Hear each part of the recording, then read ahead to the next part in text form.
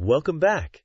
Don't forget to subscribe, hit the bell, and leave a like. Enjoy the video. The morning sun had barely risen over Atlanta's skyline when Sarah Collins' alarm buzzed at 6:30 a.m. She wasn't supposed to be in court until 9 a.m., but years of working as a federal prosecutor had taught her the importance of being prepared. Her small yet elegant apartment in downtown Atlanta reflected her organized nature, with case files neatly stacked on her home office desk and her court attire always arranged the night before. Today was different, however. Sarah wasn't heading to the federal courthouse where she typically commanded respect as an assistant United States attorney. Instead, she needed to address a simple personal matter at the municipal court. A parking ticket she believed had been issued in error. She opted for a more casual outfit than usual, wearing a sharp navy blue blazer over a white blouse and black pants. As she stood in front of her bathroom mirror, Sarah carefully pinned back her natural hair, which she had recently started wearing proudly after years of straightening it. At 35, her face bore the determination that had helped her graduate at the top of her class from Howard Law School and secure her prestigious position at the U.S. Attorney's Office. Just a quick court appearance, she reassured herself, grabbing a banana and her travel mug filled with fresh coffee. Her Mercedes, a recent reward to herself for winning a significant corruption case, waited in the parking garage. The car was her pride and joy, though she often noticed the surprised looks from people who saw a young black woman stepping out of such an expensive vehicle. The morning traffic moved slowly through downtown Atlanta. Sarah wasn't worried. She had left herself ample time to make the 9 a.m. appearance. She turned on NPR, listening to the morning news while mentally reviewing her documentation for the parking ticket dispute. The ticket had been issued in a location where the parking signs were contradictory, and she had photographs to support her claim. At 8:15 a.m., her car's Bluetooth system announced an incoming call. The display revealed it was from her boss, the U.S. Attorney himself. Sarah's heart rate quickened. A direct call from him typically indicated something urgent. "Sarah, I apologize for the early call," her boss's voice came through the speakers. "We have a situation with the Thompson trafficking case. The defense just submitted a last-minute motion that could derail our prosecution. I need your eyes on this right away." Sarah gripped the steering wheel tighter. The Thompson case was one of the most significant human trafficking cases in Georgia's history. "Of course, sir. What's the timeline?" "The judge has given us until noon to respond. I'm sending the documents to your email now. Can you review them and call me back with your analysis?" "Yes, sir," Sarah replied professionally, though her mind was already racing. She had planned to park at 8:30 a.m., giving herself enough time to locate the right courtroom. Now she would need to find a place to pull over and review these urgent documents. Sarah managed to find a spot in a small coffee shop's parking lot. She pulled out her laptop, connected it to her phone's hotspot, and began reviewing the defense's motion. The legal arguments were complex, and she found herself taking detailed notes.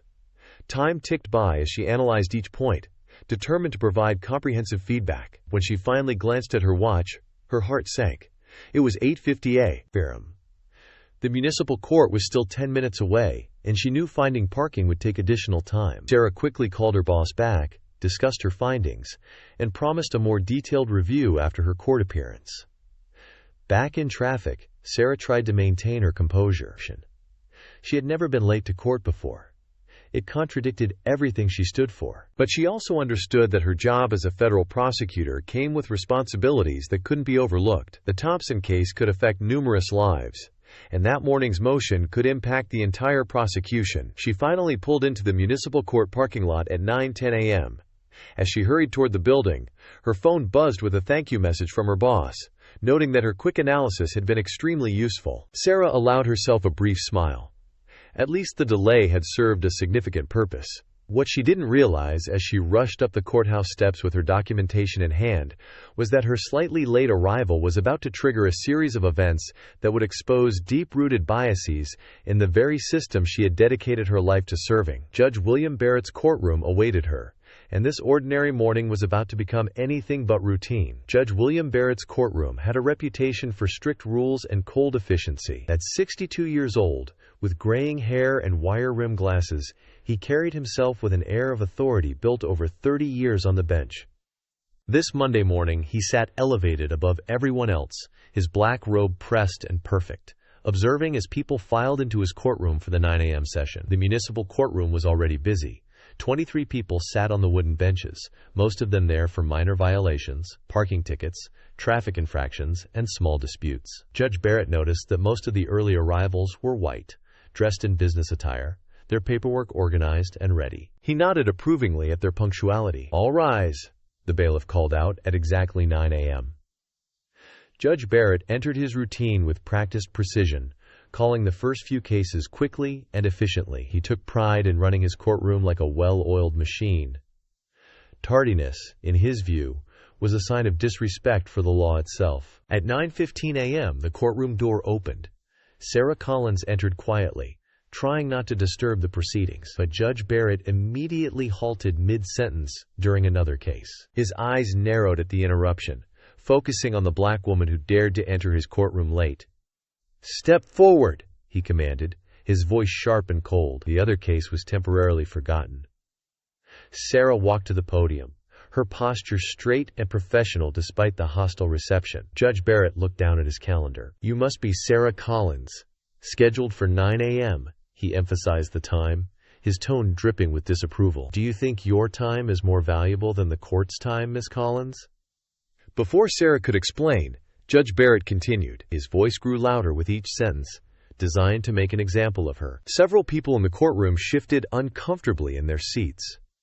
Earlier, a white businessman had arrived 5 minutes late, and the judge had barely noticed. "In this courtroom, we have rules," Judge Barrett lectured, shuffling papers on his desk without looking at Sarah. "This isn't some neighborhood gathering where you can just show up whenever you like. This is a court of law." Sarah stood calmly at the podium, her hands folded in front of her. She noticed how the judge hadn't even looked at her credentials or paperwork yet. His assumptions were evident. She could see it in the way his eyes dismissed her professional attire, the way he spoke to her as if she were a child. The bailiff, an older black man named James Wilson, watched the scene with increasing concern. In his 15 years in this courtroom, he had seen this pattern before. He caught Sarah's eye briefly, giving her a subtle look of understanding. "Your Honor, if I may explain," Sarah began, her voice steady and professional. "You may not," Judge Barrett interrupted. "I've heard every excuse in the book. Car trouble, traffic, personal emergency. None of that matters here. The time was set for 9 a.m. He picked up his gavel, as if the mere presence of it would emphasize his authority. The other people waiting for their cases watched intently. A young white woman who had arrived late sat quietly, her late arrival completely unaddressed. A pattern was becoming clear to everyone in the courtroom, even if Judge Barrett himself seemed blind to it. "This court will not tolerate such disregard for procedures," Judge Barrett continued, his face growing slightly red as his authority was challenged simply by Sarah's composed demeanor. "Perhaps a fine will help you remember the importance of punctuality." Sarah stood her ground, maintaining her professional composure. She had faced prejudice before in her career. This was different. This was a clear abuse of power happening in real time, in front of witnesses, in the very system she had sworn to serve.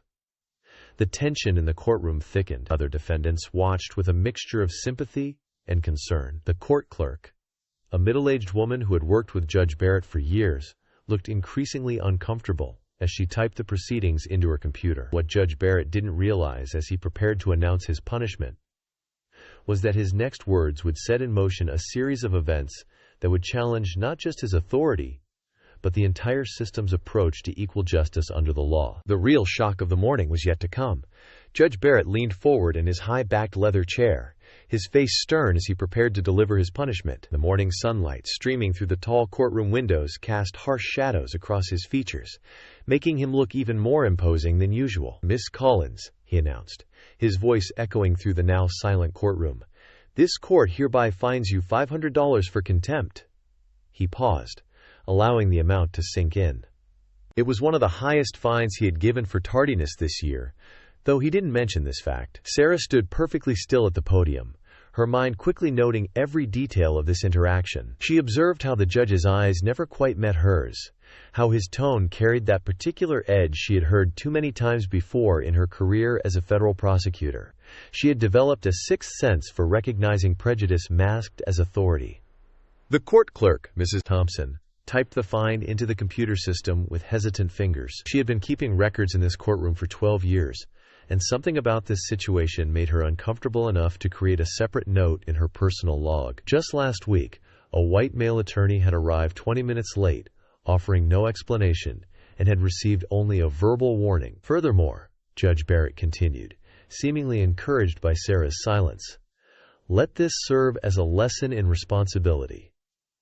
He lifted a sheet of paper, pretending to read from it, though it was clearly just for show. The justice system functions on order and respect. Without punctuality, we have chaos.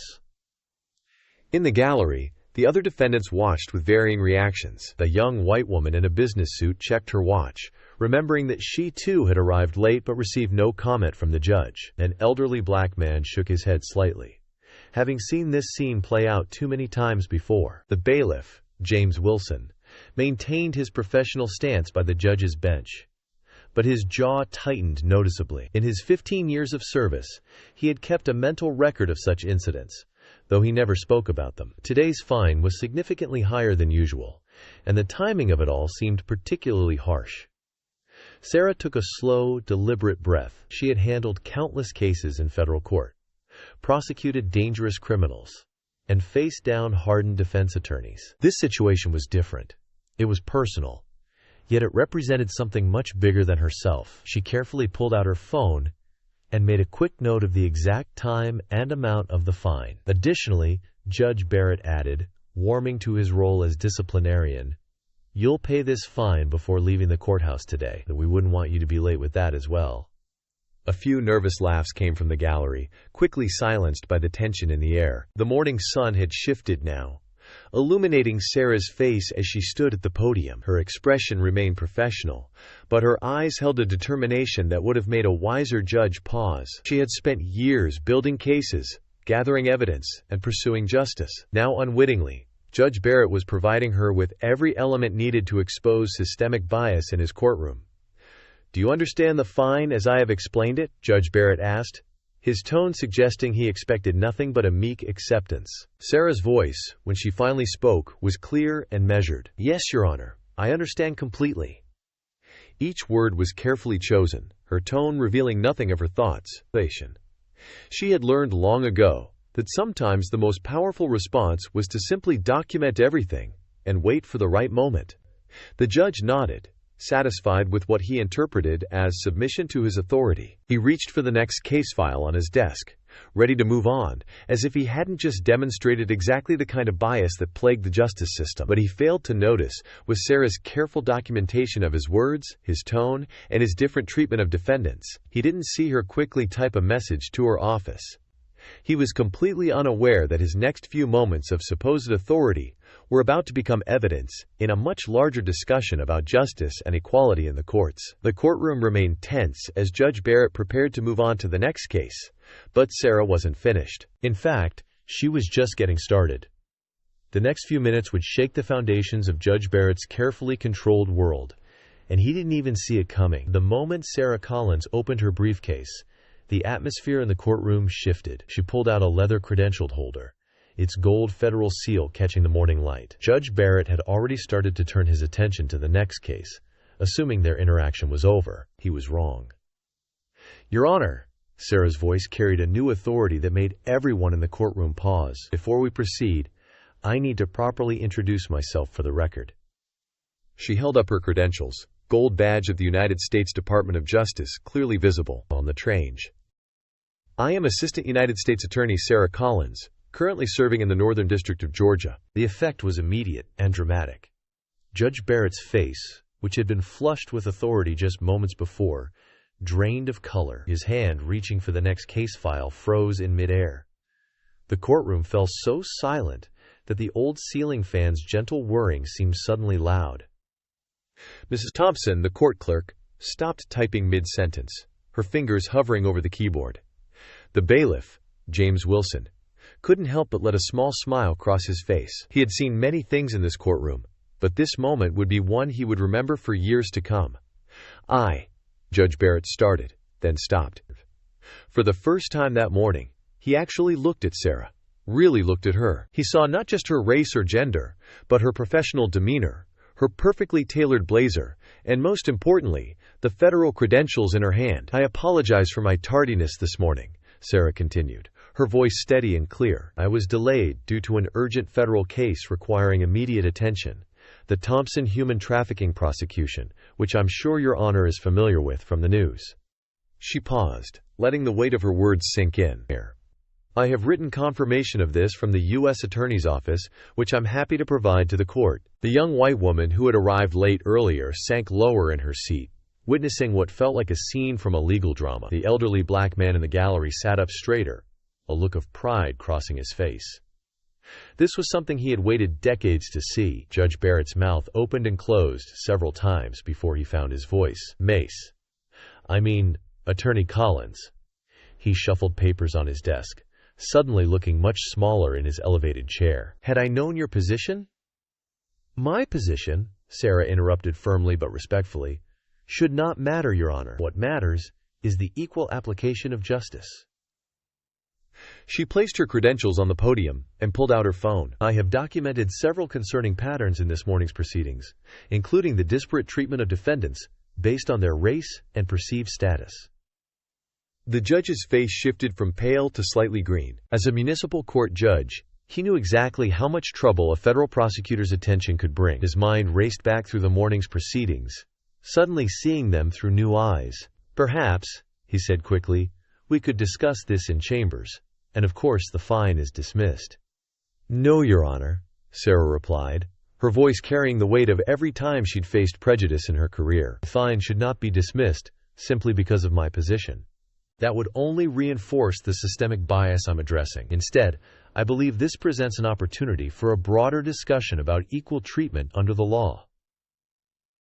The other defendants in the courtroom watched in amazement. Many had their phones out, though court rules prohibited recording. This was the kind of moment they would tell their children about, the day someone finally stood up and named the inequality they had all experienced but rarely could prove. Thompson was now typing faster than ever, determined to record every word of this historic exchange. She had seen Judge Barrett dress down countless defendants over the years, but she had never seen him face such a powerful and precise challenge to his authority. The morning sun now filled the courtroom completely, illuminating the scene like a spotlight on a stage. Judge Barrett sat in his chair, his authority crumbling around him, while Sarah Collins stood tall at the podium, transforming from a defendant into a champion of justice before everyone's eyes. The next words spoken in this courtroom would set the stage for changes that would ripple through the entire judicial system. The simple matter of a parking ticket had become something far more significant, a moment of reckoning that could no longer be overlooked. The aftermath of Sarah Collins's revelation unfolded like a slow-motion earthquake in Judge Barrett's courtroom. The judge's immediate attempt to backtrack was obvious to everyone present. He shuffled papers on his desk, cleared his throat repeatedly, and adjusted his reading glasses, all signs of his growing discomfort. "Attorney Collins," Judge Barrett said, his voice noticeably softer than before, "let me be the first to apologize for this unfortunate misunderstanding." He pressed a button to call his clerk. "We'll have this fine removed from the record immediately." Sarah remained standing at the podium, her posture straight and professional. "Your Honor," she replied, her voice firm but measured, "I respectfully decline the dismissal of the fine." Her words caused murmurs throughout the courtroom. "Instead, I would like to address the larger issue at hand." The other defendants in the courtroom sat forward in their seats. Mrs. Thompson, the court clerk, had stopped typing entirely, her fingers frozen above her keyboard as she watched the scene unfold. The bailiff, James Wilson, moved slightly closer to the center of the courtroom, sensing the historical importance of this moment. "This morning," Sarah continued, pulling out her phone where she had been taking notes, "I observed 7 people enter this courtroom after the 9 a.m. start time. Of those 7, 3 were white professionals who received no comment or reprimand from the bench." She paused, letting the facts sink in. 2 were Asian students who received verbal warnings, and 2 were black individuals, myself included, who received the harshest treatment. Judge Barrett's face grew red again, but this time from embarrassment rather than authority. "Now, Miss Attorney Collins, these are very serious allegations you're making." His voice wavered slightly. "I assure you that this court treats everyone equally." "The evidence suggests otherwise, Your Honor," Sarah replied calmly. She turned slightly to address the whole courtroom. "In fact, I've already sent a detailed report to my office. As an officer of the federal court, I have a duty to report any patterns of discriminatory behavior in our justice system." A young law student sitting in the back of the courtroom furiously scribbled notes. This was the kind of real-world legal drama that no textbook could teach. The elderly black man who had been watching earlier wiped a tear from his eye, remembering his own similar experiences over the decades. "What exactly are you proposing?" Judge Barrett asked, his judicial confidence crumbling with each passing moment. The morning sun through the windows now felt like an interrogation light on his face. Sarah placed both hands on the podium, her voice clear and purposeful. "I propose 3 immediate actions, Your Honor. First, I will pay the $500 fine, not because it's just, but because it will serve as documented evidence of today's proceedings." She held up a second finger. "Second, I request that Your Honor review the last 6 months of contempt charges and fines issued in this courtroom with a focus on demographic patterns." The judge's face paled as she continued. "And third, I suggest mandatory bias training for all court personnel, including the bench." The courtroom remained silent, but the air was charged with energy. Mrs. Thompson had resumed typing, determined to capture every word of this exchange. "These suggestions," Judge Barrett began, trying to regain some control, "while well-intentioned, seem rather extreme for a simple matter of tardiness." "With all due respect, Your Honor," Sarah responded, "what's extreme is the continuing pattern of racial bias in our courts. As a federal prosecutor, I've seen how these simple matters add up to create systemic barriers to justice." She reached into her briefcase and pulled out her checkbook. "I'll pay the fine now, and my office will be in touch regarding the review of court records." Her voice carried no anger, no resentment, just the clear professional tone of someone who knew exactly how to challenge injustice from within the system. The morning sun had risen higher now, illuminating the entire courtroom. Judge Barrett sat in his elevated chair, but somehow he no longer appeared as imposing as he had earlier. The power dynamic had shifted, and everyone present knew they were witnessing not just a moment of personal triumph, but the beginning of real institutional change. By late afternoon on the same day, the story of what happened in Judge Barrett's courtroom had spread like wildfire through Atlanta's legal community. It started with a text message from the young law student who had witnessed everything. She sent it to her study group. "Just saw something incredible in municipal court. Federal prosecutor exposed judge's racial bias. You won't believe what happened." Sarah Collins sat in her federal office reviewing documents for the Thompson trafficking case when her phone started buzzing incessantly. First came calls from other black attorneys in Atlanta. They wanted to share similar stories about their experiences in Judge Barrett's courtroom. Many had stayed silent for years, fearing that speaking up would harm their careers. "This isn't just about me," Sarah told her colleague Marcus Johnson, another federal prosecutor who stopped by her office. "For every attorney who faces this treatment, imagine how many regular citizens suffer in silence." She showed him the growing list of messages on her phone from lawyers across the city. Meanwhile, in the courthouse break room, Mrs. Thompson, the court clerk, was talking to other staff members. "I've been keeping my own records," she admitted, pulling out a small notebook from her desk drawer. "Every time I saw something that didn't seem right, I wrote it down. Dates, names, fines, everything." Her hands shook slightly as she shared this information she had kept secret for years. By early evening, local news stations had picked up the story. A reporter named Michael Chen from Channel 5 News stood outside the courthouse, his crew setting up for the evening broadcast. Sources inside the courthouse confirmed that a federal prosecutor was fined $500 for being late to court this morning, he reported. But what happened next has sparked a citywide conversation about bias in our justice system. The story quickly spread to social media. #JudgeBarrett and #JusticeIsColorblind began trending in Atlanta. People began sharing their own experiences with the judge, and soon a clear pattern emerged. Former defendants posted about their experiences in his courtroom, many sharing similar stories of harsh treatment based on their race. Judge Barrett sat in his home that evening watching the news coverage with growing concern. His phone had been ringing all afternoon.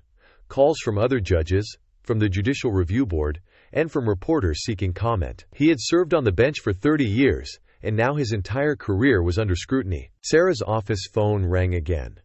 This time it was Sharon Martinez, a prominent civil rights attorney. "We've been trying to document these patterns for years," Sharon explained. "But coming from a federal prosecutor, especially one who experienced it firsthand. This changes everything. Would you be willing to speak at a press conference tomorrow? In the municipal court's filing office, clerks were already pulling records of Judge Barrett's previous cases. The staff whispered among themselves as they noticed the patterns in his fines and sentences. One clerk found that over the past year, black defendants were 3 times more likely to receive maximum fines in his courtroom than white defendants for the same violations. By nightfall, national news organizations had picked up the story. Atlanta judge faces scrutiny after finding federal prosecutor, read one headline. Racial bias in Georgia courtroom exposed, read another. Social media lit up with discussions about systemic racism in the justice system, with Sarah's experience serving as a powerful example. The bailiff, James Wilson, received several calls from other court officers that evening. "We all saw things," he told them. "At this time, someone with power saw it too, and she didn't let it slide." He thought about all the times he had watched similar scenes play out, feeling helpless to stop them. Late that night, Sarah sat in her home office reviewing the hundreds of messages she had received. Legal organizations wanted her to speak at their events. Civil rights groups asked for her help in documenting other cases. Law schools requested her to give guest lectures about standing up to systemic bias. She opened her laptop and began typing a formal complaint to the Judicial Qualifications Commission. This wasn't just about one judge or one incident anymore. It had become something much bigger, a catalyst for change in a system that desperately needed it. As she worked, her phone buzzed with one more message. It was from a young black law student. "Thank you for showing us that we can fight the system from within. You've given us hope." 1 week after the incident, the State Judicial Qualifications Commission launched a formal investigation into Judge Barrett's conduct. The large conference room on the 10th floor of the State Justice Building buzzed with activity as investigators pored over thousands of court records from the past 5 years. Linda Martinez, the lead investigator with 20 years of experience, spread dozens of files across the long wooden table. Her team had been working non-stop, analyzing every case that had come through Judge Barrett's courtroom. The patterns they discovered were impossible to ignore. "Look at these numbers," Linda said to her team, pointing at a spreadsheet on her laptop. James time. In traffic violation cases, black defendants paid an average fine of $450, while white defendants paid $150 for the same offenses. She pushed her glasses up, and that's just the beginning. Down the hall, in a small interview room, Mrs. Thompson sat nervously with her personal notebook in front of her. For 12 years, she had kept detailed records of every concerning incident she witnessed in Judge Barrett's courtroom. Now she finally had the chance to share them. "I noticed the pattern my first year as his clerk," she told the investigators, her hands shaking slightly as she opened her notebook. "The way he spoke to people was different. His tone, his words, even the time he gave them to explain their cases, it all depended on what they looked like." The investigation spread beyond just the fine records. The team interviewed dozens of former defendants, lawyers, and court staff. James Wilson, the bailiff, provided a written statement detailing hundreds of incidents he had witnessed over his 15 years of service. "Some days," James wrote in his statement, "I would count how many times the judge interrupted black defendants compared to white ones. The difference was shocking. Black defendants were interrupted an average of 5 times more often." Meanwhile, at the federal courthouse, Sarah Collins continued her regular work prosecuting cases, but her office had become a gathering point for people wanting to share their stories. Young lawyers brought in records of their experiences, and community activists provided documentation of complaints that had been ignored for years. "We need to organize all this information," Sarah told her assistant, looking at the growing pile of evidence on her desk. "Every story matters. Every incident counts." This is bigger than just one judge. It's about changing the whole system. The investigation team discovered more troubling patterns. Black women received the highest fines on average. Cases involving minority defendants took 40% less time to process. Requests for payment plans were denied 3 times more often for minorities. Character witnesses were interrupted more frequently when speaking for minority defendants. Judge Barrett was called in for questioning multiple times.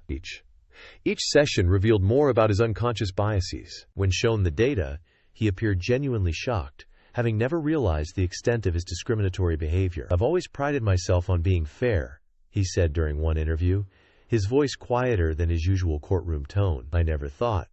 I didn't realize." For the first time, he seemed to understand the impact of his actions. The investigation also uncovered an unexpected detail. Several other judges in the district exhibited similar patterns in their rulings. What started as an investigation into one judge's conduct had unveiled a systemic problem that reached far beyond one courtroom. By the end of the third week, Linda Martinez and her team had compiled a comprehensive report. The document was 300 pages long, filled with statistics, testimonies, and detailed analysis of thousands of cases. The evidence was overwhelming. "This report doesn't just show isolated incidents," Linda explained to the commission board. "It reveals a pattern of systemic bias that has affected thousands of lives over many years." She placed the thick report on the boardroom table, and more importantly, it shows how this bias operates so quietly that even those perpetuating it might not be fully aware of their actions. As the investigation neared its conclusion, one thing became crystal clear. Sarah Collins's experience had cracked open a door that had been sealed shut for decades. Behind it lay years of documented bias, discrimination, and unequal treatment, all waiting to be exposed and addressed. The question now wasn't just about what would happen to Judge Barrett. It was about how to fix a system that had allowed such bias to flourish unchecked for so long. The next steps would require more than just disciplinary action. They would demand a complete reimagining of how justice was served in their courts. 3 months after Sarah Collins walked into Judge Barrett's courtroom, the face of justice in Atlanta had begun to change. The morning sun shone through the windows of the main courthouse as workers installed a new sign: Center for Judicial Education and Equality Training. Judge Barrett was no longer on the bench. After the investigation's findings, he had been given a choice: resign or face a public hearing.